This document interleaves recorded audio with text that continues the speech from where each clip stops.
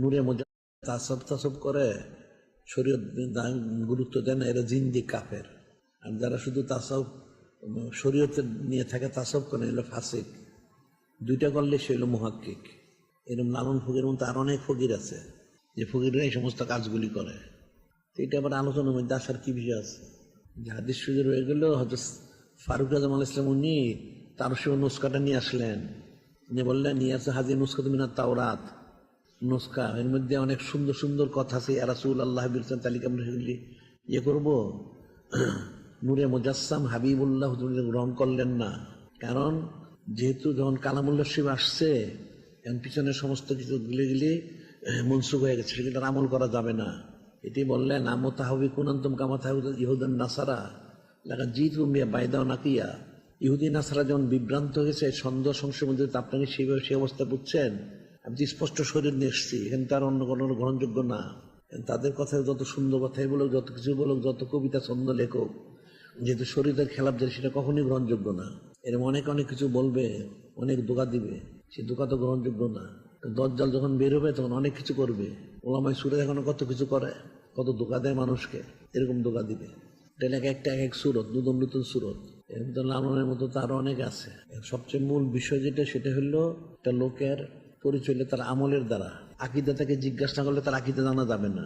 জাহিরি ভাবে তার সুরতটা এবং তার আমলটা কি সেটা দিয়ে সে তার পরিচয় হবে।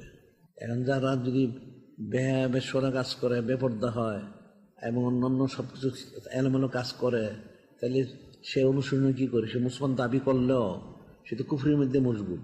এই জিনিসটা তো বুঝতে হবে। এগুলো আসলে মানুষের আকল বুদ্ধির অভাবের কারণে কাফের মুশরিককে তারা প্রাধান্য দেয়। জন্য যে কাফের যে অনেক ওই ঠগের অনেক গানগুলি ইয়ে করে, তো ঠগ কি মুসলমান হয়ে গেছে? একটা কাঠটা কাফের একটা নমশূদ্র, এরকম কিন্তু অনেকের আছে।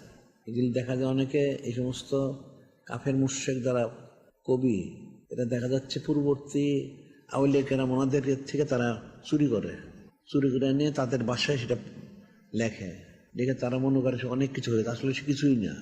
যে পূর্ববর্তী আউলিয়া কেরামদের যে সমস্ত বক্তব্যগুলি আছে সেখান থেকে তারা চুরি করে নিয়ে আসে। অনেক হিন্দু কবি আছে অনেক কিছু লিখছে, কিন্তু দেখা যাচ্ছে তাদের কথাগুলি সব পূর্বে আউলিয়া কেরামদের থেকে চুরি করার কথা। কোনটা আরবি ভাষায় ছিল, কোনটা ফার্সি ভাষায় ছিল, সেটা তারা বাংলায় ব্যাখ্যা করেছে, কবিতা লিখেছে। তাহলে আমার অবস্থা হলো এরকম, পাঁচমিশালি। মুসলমান আবার এদিকে রুজু হয় কি করে? মুসলমান তো নূরে মুজাসসাম হাবিবুল্লাহ হুজুর পাক সালসুমার দিকে রুজু থাকবে, ফকিরের দিকে রুজু হয় কেন? এরকম কথা বললে যে হিন্দুদের গীতার মধ্যে, তারপরে তাদের পুরাণ, বেদ, এর মধ্যে অনেক কথা তো আছে, সেইগুলিকে গ্রহণ করতে হবে। তাওরাত শরীফ, ইঞ্জিল শরীফ এখন বিকৃত, যদিও জাবুর শরীফ 100 শরীফে আছে, তো এগুলি বাইবেল আছে না, সেটা তো গ্রহণযোগ্য না। যেহেতু কোরআন শরীফ সুন্নাহ শরীফ রয়ে গেছে, সেটাই গ্রহণ করতে হবে। এখন যে যত মতবাদী পেশ করো, কোনোটা গ্রহণযোগ্য হবে না। এখানে লালন বড় যে কৃষ্ণের অনেক সানাচিপত তারা করে, তার এরকম অনেক লেখা আছে, কিন্তু কোনোটাই গ্রহণযোগ্য না। এখন মুসলমানের জন্য ডান বামে কোনো দিকে যাওয়া কোনো জায়েজ নাই। তার সম্পূর্ণ কোরআন শরীফ, সুন্নাহ শরীফ, ইজমা শরীফ, ক্যাশন ইসলামে থাকতে হবে। এর মধ্যে যা আছে সেটাই মানতে হবে। এর বাইরে যারা বলে তারা বাতিল, তাদেরকে কখনোই তারা গ্রহণযোগ্য না এবং অনুসরণীয় না। এরা মুর্শিদি তত্ত্ব, মুখ তত্ত্ব, তুমুক তত্ত্ব করে তারা লেখে কবিতা, এগুলিটা শরীর সম্মত না। আর উচ্চাঙ্গের কি কোন দিকে উচ্চাঙ্গের? যে উচ্চাঙ্গের বক্তব্য, যে কোনটা উচ্চাঙ্গের বক্তব্য? কুফরির দিকে। এগুলি মানুষ অনেকের অনেক রকম পাঁচমিশালির কারণে অনেক অনেক রকম বক্তব্য পেশ করে তার আকল বুদ্ধি দিয়া। সাধারণ মানুষ মনে করেন কি এর মধ্যে জানে আছে। সাধারণ মানুষ তো কোরআন শরীফ, সুন্নাহ শরীফ জানে না, যার জন্য তারা এদের দ্বারা প্রতারিত হয়। যে বাতিল 72 ফেরকা, এটা কোরআন শরীফ থেকে হয়েছে। এরা তাসওয়ার নাম দিয়ে এরা কুফরির আমল করে। না না, সামাজ শরীফে তো আলাদা মাসালা, গান বাজনা তো আলাদা, দুটো এক জিনিস নাকি? সামাজ শরীফ যেটা হলো মানুষের কবিতা বা কাসিদা, হাম শরীফ, নাচ শরীফ পাঠ করে, যেটা মানুষকে আল্লাহ পাক ওনার দিকে রুজু করে। আর গান বাজনাদের গান বাজনা বাদ্যযন্ত্র থাকে, গান থাকে, পুরুষ মহিলা একাকার থাকে, অনেক রকমের মধ্যে। এরা যেগুলি করে এই ফকিরেরা, এগুলি তো সম্পূর্ণই শরীয়তের খেলাফ।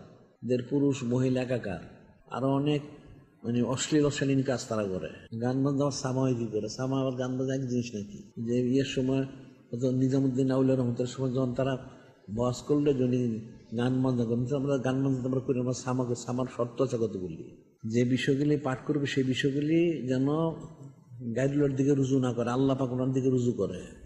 সেখানে কোনো মহিলা থাকতে পারবে না, এবং সেখানে এই ইয়ের মধ্যে মজলিসের মধ্যে যারা নাবালিগা এরকম কেউ থাকতে পারবে না। যারা দিনদার পরে যারা আল্লাহ শুধু তারাই থাকবে, তারাই শুনবে মনোযোগ দিয়ে। আর যেগুলি কাসিদা, নাচ, শরীফ, হামসে পাঠ করা হবে সেগুলি আল্লাহ পাক ওনার দিকে রুজু হবে, ওনার হাবিব সঙ্গে রুজু করবে, এরকম বক্তব্য। এখানে অশ্লীল অশ্লীল কোনো বক্তব্য থাকতে পারবে না, শরীরের খেলাফ কোনো আলোচনা থাকতে পারবে, কোনো বাদ্যযন্ত্র থাকতে পারবে না, কোনো এদের ডোল তাবলা থাকতে পারবে না, এদের তাল লয় অনেক কিছু বলে সেগুলি কোনোটাই থাকতে পারবে না।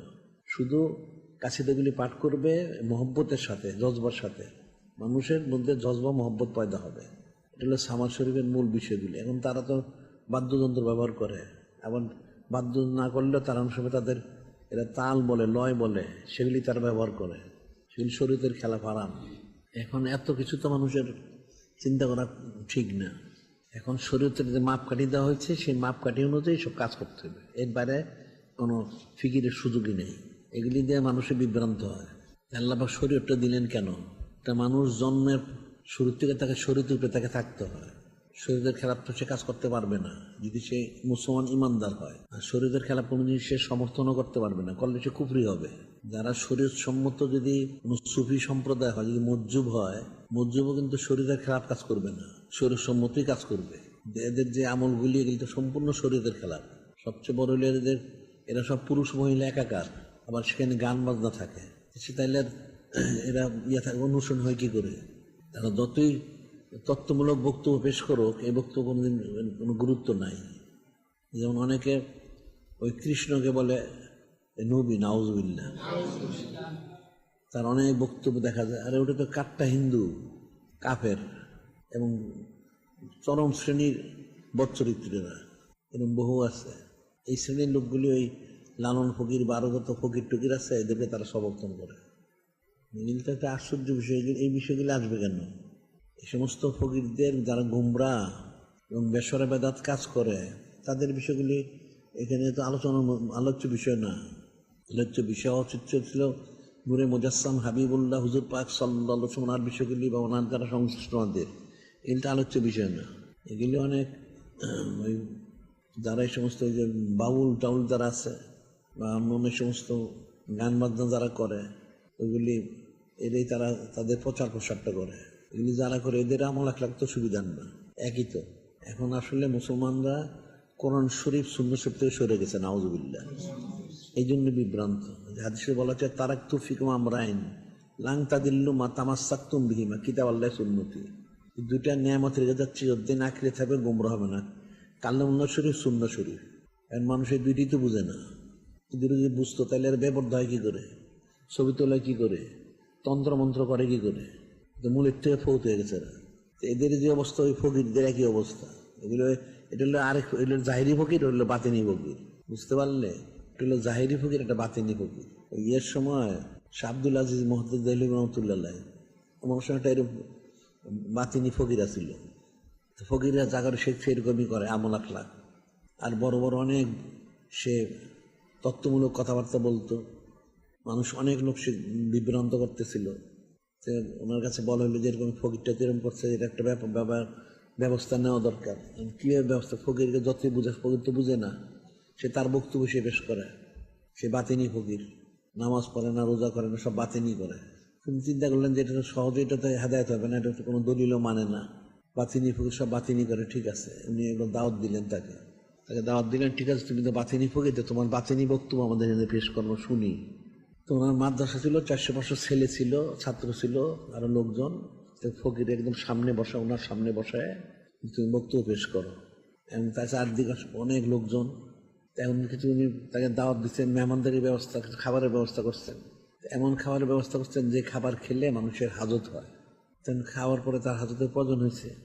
সে বললো তাহলে তাকে তুমি কেন, কি ব্যাপার? যে ফকির সাহেব আপনি নামাজ পড়েন, রোজা করেন, হজ করেন, জাকাত দেন, বাতেনি, আপনার ইস্তেঞ্জাও বাতিনি করে ফেলান। তাহলে তো ফয়সালা শেষ হয়ে যায়।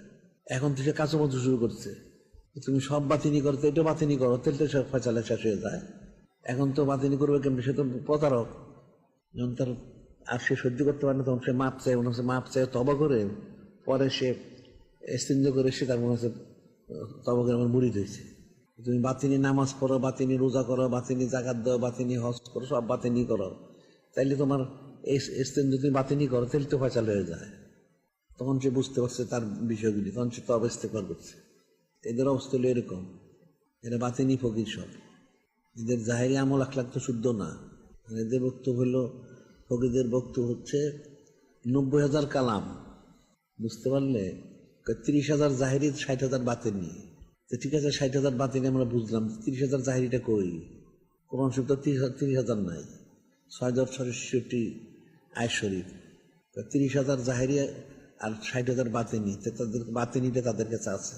60,000 বাতিনিটা কি? এগুলো হচ্ছে মানুষকে ধোঁকা দেওয়ার জন্য ফকিরদের। অনেক রকম বক্তব্য তাদের আছে। ওই বাতিনিগুলি এর এই তত্ত্বমূলক কথা যে বললে, বাতিনি 60,000 বাতিনি কালাম, সাধারণ মানুষ তো এগুলি বুঝে না। এখন এই জন্য সবচেয়ে সহজ হচ্ছে যেটা, এত বেশি বোঝার কোনো প্রয়োজন নাই, যে কোরআন শরীফ সুন্নাহ শরীফে যা আছে সেটার মধ্যে ইস্তেকামত থাকা, তাইলেই যথেষ্ট। এর খেলাপ যারা করবে তারাকে অনুসরণীয় না, এবং তাদেরকে কোনো গুরুত্ব দেওয়া ঠিক না। গুরুত্ব দিলে কুফরি হবে। এখন কালামুল্লাহ শরীফ, হাদিস শরীফ যখন আছে, তখন সব কিছু রদ হয়ে গেছে, মনসুখ হয়ে গেছে। অন্য কোনো আসমানি কিতাব অনুসরণীয় না। এদের কথা অনুসরণ কি করে? যে কাফের মুশরিক যখন তাদের নানান মতবাদ, যে মার্কসের মতবাদ, লেনিনের মতবাদ, ডারউইনের মতবাদ, এদের মাওয়ার মতবাদ, কত মতবাদ তারা বের করছে। এরকম ফকিরদেরও মতবাদ, এরকম কোনো মতবাদ তো গ্রহণযোগ্য হবে না। একমাত্র কোরআন শরীফ, সুন্নাহ শরীফ অনুসরণ করতে হবে। আল্লাহ মাইয়াবতাগি গায়রাল ইসলামের দীনান ফালা ইউকবালু মিনহু ওয়া ফিল আখিরাতি মিনাল খাসিরিন। মাইয়াবতাগি গায়রাল ইসলামের দীনান, যে দিন ইসলাম ছাড়া অন্য কোনো নিয়ম নীতি গ্রহণ করে, আল্লাহ সেটা কবুল করবেন না, সে ক্ষতিগ্রস্ত অন্তর্ভুক্ত হবে। এই যে কোরআন শরীফ, সুন্নাহ শরীফ, ইজমা শরীফ, কিয়াস শরীফ যা আছে সেটি অনুসরণ করতে হবে। আর দাবি তো অনেক অনেক কিছু দাবি করতে পারে, তার দাবিটা তার সাথেই। কাফের যদি সে দাবি করে মুসলমান, তো ঠিক আছে, মুসলমান অসুবিধার কি আছে? সে মুসলমান দাবি করো, কিন্তু তার আমলটা দেখতে হবে। এটা বলে অনেকে নানা মুসলমান হয়ে গেছে, আচ্ছা ঠিক আছে, ভালো, মুসলমান অসুবিধাটা কি আছে? তো আমলটা তো শুধরাইতে পারে না।